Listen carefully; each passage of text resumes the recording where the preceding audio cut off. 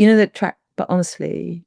So that was the one that I was hearing being mixed while I was writing out the parts for another one, and I will never forget that moment. It just was just sounding so beautiful, so joyous.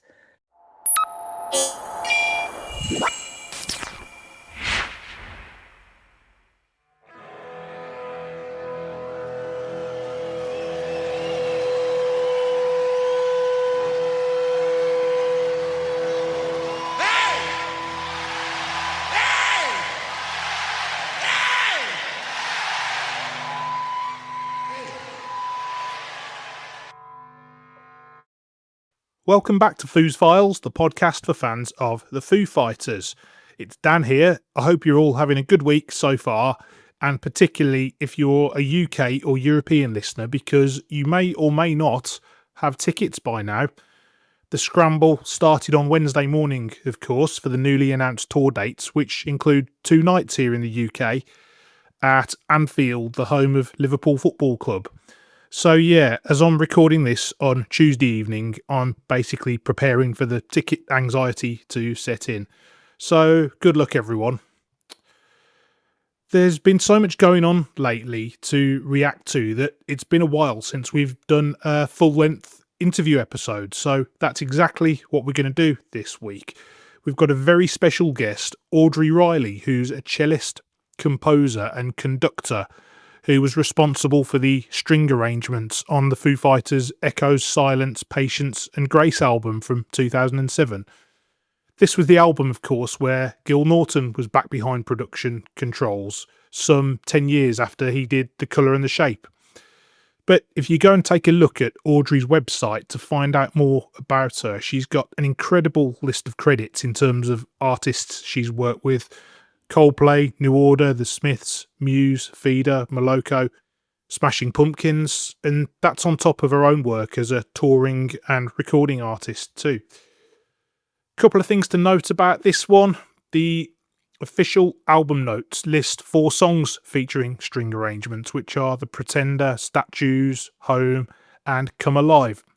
What you will hear in the interview is that she got the notation with her for 6 tracks, which suggests 2 perhaps didn't make it into the final mix. And then the other thing that cropped up, which I didn't make too much of a big deal about, is that a couple of the songs did have different working titles, which Audrey's understandably very respectful of confidentiality with artists she's worked with. So in turn, I wanted to respect that as well. Needless to say, there are records of the studio sessions out there, which, if you are curious about that, let's just say you might be able to find that information somewhere on the internet. But like I say, I just wouldn't want to put a guest in an uncomfortable position when they've given up their time to speak to me. Anyway, it's a really fascinating chat, so let's head over to the interview with Audrey Riley.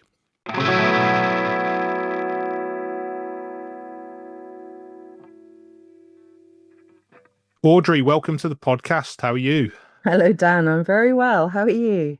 Yeah, I'm great. Thank you. Really appreciate you coming on, because we're going to talk about your involvement in the Foo Fighters album, Echoes, Silence, Patience and Grace. And when we first connected a while ago, you were quite modest about your role in it, really, which, but I know our listeners love this kind of stuff. So we're going to hear about your credits on 4 of the tracks on the string section. But first of all, do you want to just give us a brief introduction to you and a little potted history of your career?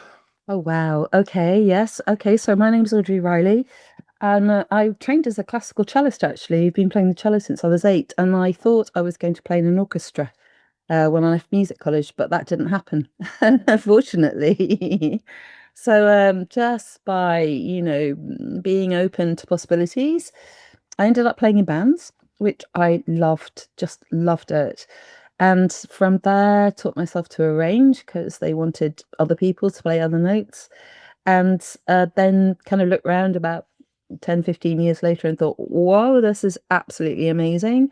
I'm getting to write music, work with some amazing artists, creative beings, and get to go to the studio with orchestras and hear things. Here, I suppose, my response to the music that I'm listening to, hear my response to that as another bit of music. I can't think of anything more wonderful to do. So yeah, it's just really lucky. I didn't plan it, is what I'm saying. I was going to ask, so you didn't, being classically trained, you didn't go looking for that route into the like crossing over into pop and rock, etc. It just kind of happened by accident and opportunity and Necessity and constraints and just which pathways are open, but also I suppose in a way I secretly was looking for it because the youth orchestra I belonged to in Leicestershire was amazing, and we only played contemporary music. Basically we only played modern pieces, so as a child I didn't realize that I was being exposed to experimental music, experimental thinking, weird sounds. And so I guess my eyes and my ears and my heart are always open for people who are doing something new, experimental, strange, different, you know. So accident, chance, possibility, being open to it, I suppose. Yeah. great. So you mentioned playing in bands, but I mean, if people go and look at your list of credits on your website, there's so many recognizable albums on there. Was there one Mm. pivotal moment that kind of kicked the door down for others that followed in terms of some of those albums that you got? Because you know you go far as back as like some New Order, and I think the Smiths is one of them as well. Were you involved in it? Yeah, the Smiths was my very first session. Unbelievable. Unbelievable. That came out of the very first thing that I did, which was to work with a woman called Virginia Astley. And I played in her band for 3 years. And it was an easy road in because it was she's a flautist, or she'd trained as a flautist. So we were in the same area and we were crossing over between pop and classical music and living in that kind of liminal nether area without finding it a problem. And so from there, it was actually quite easy to take another step and then another step. And so that broke the door down in my thinking. And then what broke the door down as an arranger was, first of all, Virginia asking me, can you extend what you're doing to write parts for other people? So having to really think about that. And then being asked, because as someone had heard me play the cello in one of her concerts, being asked to do an arrangement for the Go-Betweens on the Liberty Bell and the Black Diamond Express album. That was The Wrong Roads. And it's amazing to think that I spent 6 weeks working on that arrangement because I hadn't really done a proper one before. And all I had was a piano and a cassette recorder and trying to play all four parts with my hands and rewinding the tape and then playing along again. And then but it's now a classic track. It's unbelievable. You don't know that when you're recording it, that's what's going to happen. But in the background, again, I'm open to all this because my brother Richard is an amazing singer-songwriter, and we'd always played together as kids and teenagers. And so we were living together, and in the background, he was helping me to, like, well, maybe you should use a Porter studio instead of a cassette recorder kind of thing. So yeah, it was a result of the times and the circumstances and the possibilities, really, and loving it, finding it and loving it. Great. So, as I mentioned, you've collaborated with quite a wide range of like pop and rock artists. So, how did the Foo Fighters come about? How did that opportunity to get involved in that album present itself? Through Gil Norton, probably one of the best rock producers alive. You can recognize Gil's sound every time you listen to a record that's got beautifully recorded guitars and you go, I bet Gil did that. Extraordinary producer, actually, with a real ear for melody, old school, listening to the top line the whole time, paying attention to the lyrics. I learned a lot from Gil, and I was really fortunate that quite quickly I became part of his production team. So for about 2 decades, if Gil was in the studio, there would be like a list of people who were also in the studio with him, tape ops, programmers. There's some side room, there'd be Audrey. And Gil would come in and go, I've just heard this line, and okay, all right. And that would go in, and then Gil, how about this? And let's change the chorus. So yeah, I learned a lot from that situation, and obviously Gil's connection with the Foo Fighters is immense. And he was out there in LA recording this record, and he just gave me a call and said, "I can hear strings on it, Aud." So, and Dave's up for it. So come over. So that's what happened. Yeah, it's interesting you mentioned Gil because, as you said, he's got quite an important place in the Foo Fighters story because, as well as this album, he did The Colour and the Shape, Yeah. which a lot of people consider to be their best work, even though Yeah. it nearly tore them apart when they recorded it. Mm. But he was back behind the controls for this one, and Mm. I think believe you're involved in 4 songs: The Pretender, Statues, Home, and Come Alive. So yeah, you've got all the notation. Wow, wow. I dug it out yesterday. Yeah, look at all Wow. the scores here. Actually, there were 1, 2, 3, 4, 5, 6. There were 6. Okay. Yeah, there were 6. Some of them don't have the same titles now, but yeah, all 6 are on the album. Yeah, but the strings are, either, and some of them are not so foreground. Uh, or they may have been taken off. I don't know. I mean, sometimes they just don't make it to the mix. But yeah, I did 6. I'm sure it's different for every artist that you work with when you've got a task like this, but what's the starting point for composing and arranging strings? Because so Gil said to you, I can hear strings on this. You go to LA. Mm. What's the first point of action? Okay, well, yeah. So working with Gil was always great because he could always hear stuff. And that was like a really safe boundary for me. So that when he said after that, do your thing, Ord, see what you want to bring to it, I would feel safe knowing that I could really try stuff out and that Gil would tell me where the line was and, what wasn't going to make it. So the very first thing was that he said, obviously they send you the monitor mixes and a bit of a brief. Um, and it's always colored by what you've been doing around that time. So around that time, I was doing quite big orchestral tracks with Gil. I think we'd just done an album with Feeder at our studios where it was like 22 strings or something, and it was really quite orchestral. So I'm in that place. So my first step actually was to make some arrangements and demo them using the computer and send them to Gil and Dave to see what they thought. Almost like, this is maybe what I do, but is it what you're thinking about? Actually, on this occasion, it was one of the rare occasions where I overstepped. And looking at what went on the album now, I can understand why I was in that orchestral place in my head. So I wrote these huge arrangements that were really out of place for the character of the music. I mean, in some ways that can happen very easily if you're just listening to the tracks you're working on and you don't hear the whole album. Of course, when the fans hear the whole album at the end, it feels like a book that you're reading, the different chapters, doesn't it? But if you just sent one of those chapters or 2 of those chapters out of context, you just respond to that chapter. And I did that. So it wasn't right. But they liked a lot of it. So the next step was that I packed up my gear and went to LA and moved into the Foo Fighters studio where they were working with Gil. And sat in the side room with my keyboard and my gear and talked to Dave, who had really fantastic concepts for the arrangement, which I understood over the time that I was there. It was a very short time, were coming from his playing of the drums. That when he plays the drums, he hears these lines are leaping out.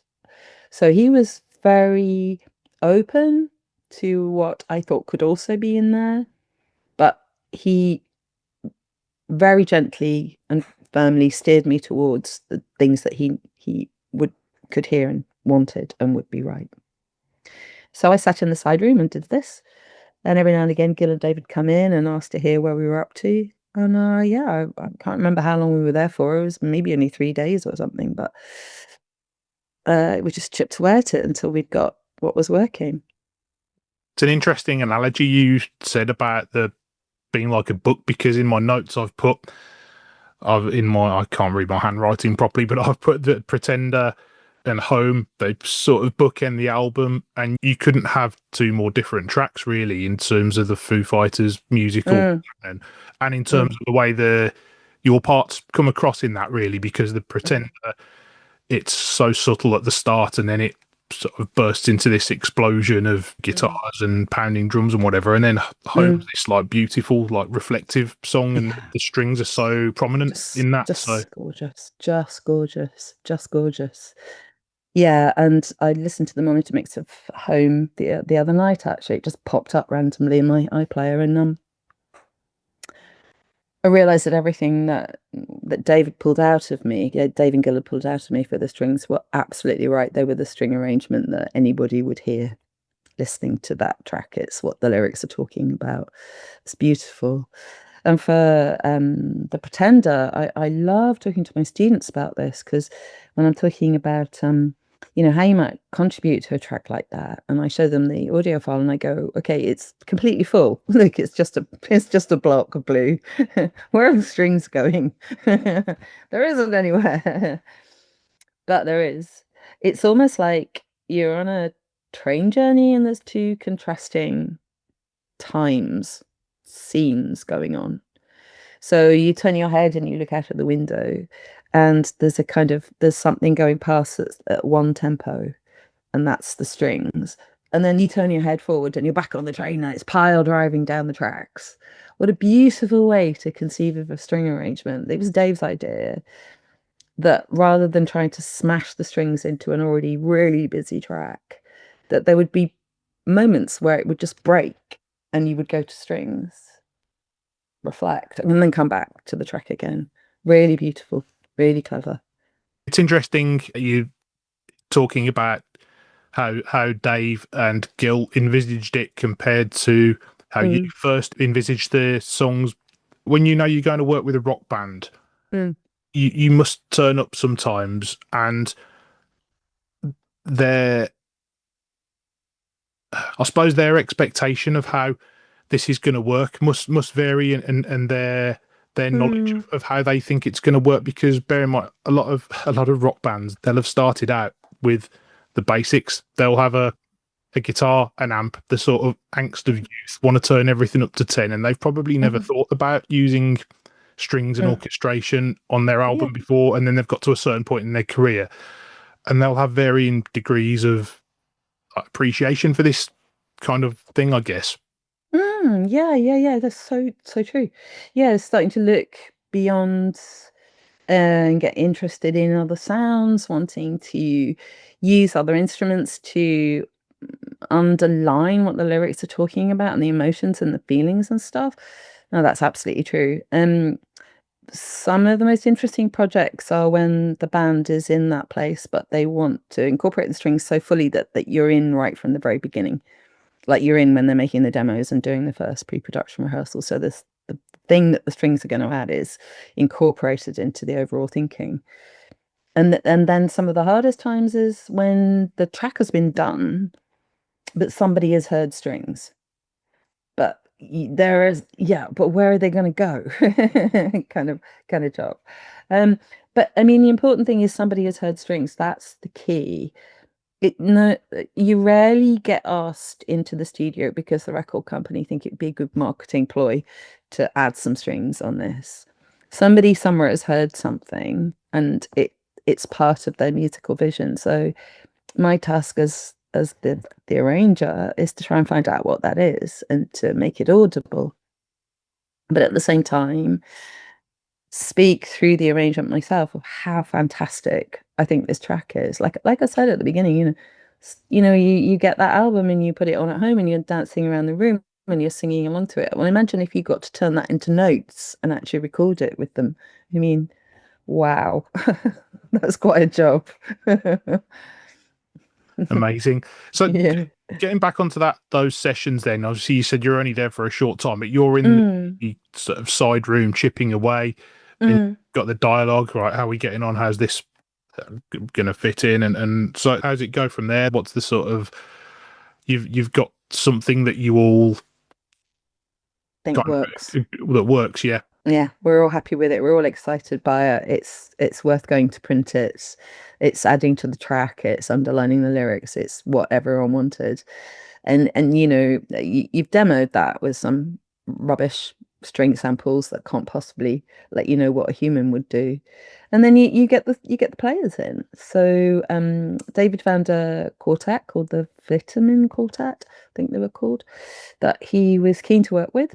So they were called in, and you have to communicate somehow in the studio. Wouldn't it be lovely if you could just sing at people and say, "This is what I'm hearing. Can you play this?" But to save time, somebody has to write it out. That's me. So the next step is for me to spend time writing parts and then have the quartet come in and try to explain how I want it played and the feel and stuff and record them doing it, which is what we did. And then I remember the whole process got kind of squeezed in that a lot of things were still to be done. So that I think there was one moment where one of the tracks was being mixed while I was writing out the parts for the thing that was going to be recorded the next day. It really just all stacked up. But that was actually quite exciting. Um, that was really exciting. You know the track, but honestly, Yeah. yeah, okay. So that was the one that I was hearing being mixed while I was writing out the parts for another one, and I will never forget that moment. It just was just sounding so beautiful, so joyous, and yeah, it put me in a really good mood. Yeah, it's just unexplained magic, isn't it? When That one, stuff yeah. like that happens. Yeah, yeah, Mm. sure. So, what did you make of Dave's kind of musicality, his musical brain? Because we all know about him being this multi-instrumentalist who's Mm. done so many things with not just with Nirvana and the Foo Fighters, but all the other pieces of music and albums that he's contributed to. How did you observe that from your standpoint?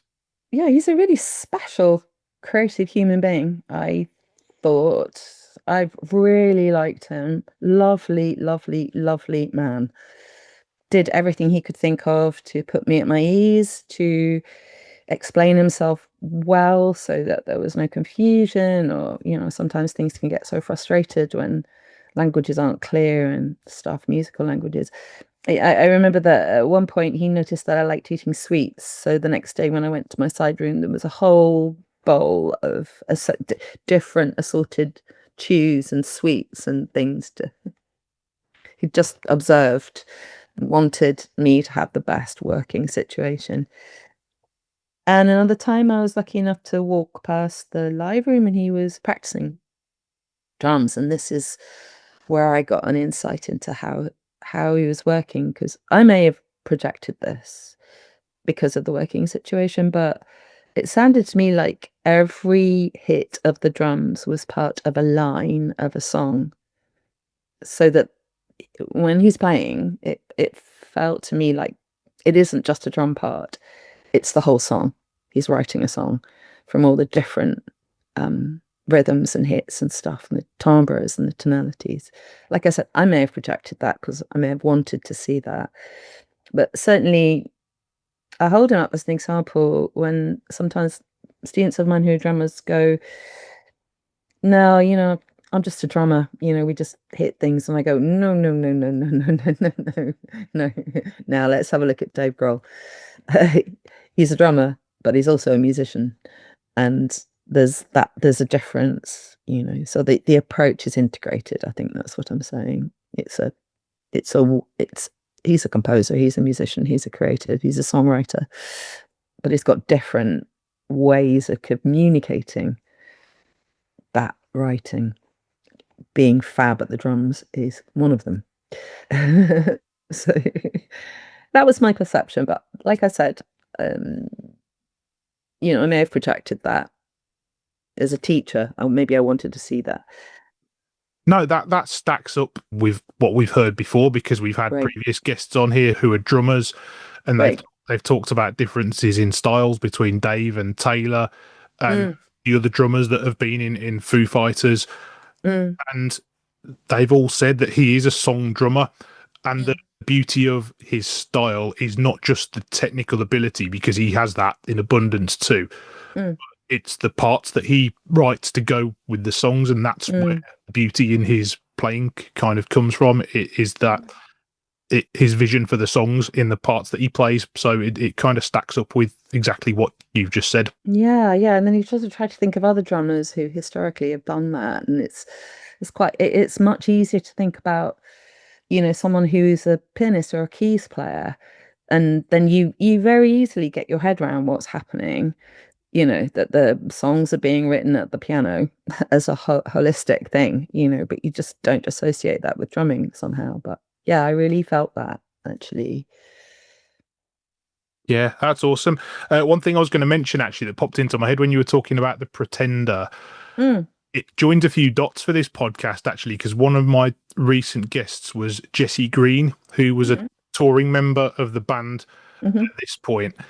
And she played Wembley Stadium, and she played the cello on the Pretender on stage, and then she played violin on some of the other tracks. So it's kind of joins a few dots here, because she went on tour with the band for 2 years and ended up playing some of the parts that you wrote. So nice. I'm glad. Yeah, sure. Yeah. So any other particular memories of that session that jump out? You've told us about Dave's process, Dave's way of working, how he makes people feel comfortable in the studio. Is there anything else that kind of jumps out? No, not really, apart from, again, listening to these mixes while I was working in this side room and hearing what Gil and I think, was doing with the mixing and the production, and just, wow, it was like hearing something come alive, actually. But yeah, it was quite a learning curve to experience all that. Yeah, it was fantastic. And then I remember being so tired that I slept the whole way home on the flight with a blanket over my head. The plane landed and I was still asleep with the blanket over my head. Yeah, well, you've crammed a lot into 3 days there, haven't you? So I certainly had. Yeah. Yeah, I was very lucky to get to do that album. Really lucky. yeah, excellent. I was gonna ask, you've kind of covered it off really, but how you reflect on it. It's like 18 years old now, isn't it? Where has that time gone, Dan? Where has that time gone? It's not right. It's gone too fast. It is. But it still sounds contemporary. That's the thing about it. It doesn't sound nearly 20 years old, if that makes sense. It still sounds like a modern record. So yeah. Totally. Great. Yeah. And then just to finish, really, what we like to do when we have guests like yourselves on is just give you a chance to talk about anything else that you've got going on or coming up that people out there might be interested in. I know you've got a few projects you're teaching, and as well as playing as well. So anything you want to tell us about? Well, I'm on tour with the Gavin Bryars Ensemble at the moment, so if you manage to catch them playing anywhere, do go, because it's always absolutely beautiful. Fantastic. What else am I doing? I'm doing lots of experimental music, actually. I'm still following my ears to see where that takes me. So I had a very weird experimental album come out in November last year, which is available on Bandcamp through Pente. I've got some releases coming out later this year with a group of young people, a composers collective called We Are Children. So go and check that out. But I'm really enjoying working with Birdie at the moment, and just did a lovely concert with her for the V&A and the David Bowie reception. Really beautiful piano, vocals, and string trio. Yeah, more of that hopefully coming up. So amazingly, even though it is 18 years later, apparently I'm not too old to rock and roll. Hurrah! No, never. Nobody's too old to rock and roll. Oh yeah, just really worried that somebody might say, no, there's a time limit on that. You're not allowed to do it anymore. No. Some of my favorite artists are still, in their 70s and 80s and still playing stadiums and arenas. So you're never too old. So long may it continue. Absolutely. Well, yeah, thanks so much for your time. It's been You're welcome, Dan. And the insights you've given us on that album too. It's been absolutely great. And yeah, good luck with the upcoming projects. Thank you. Nice to chat.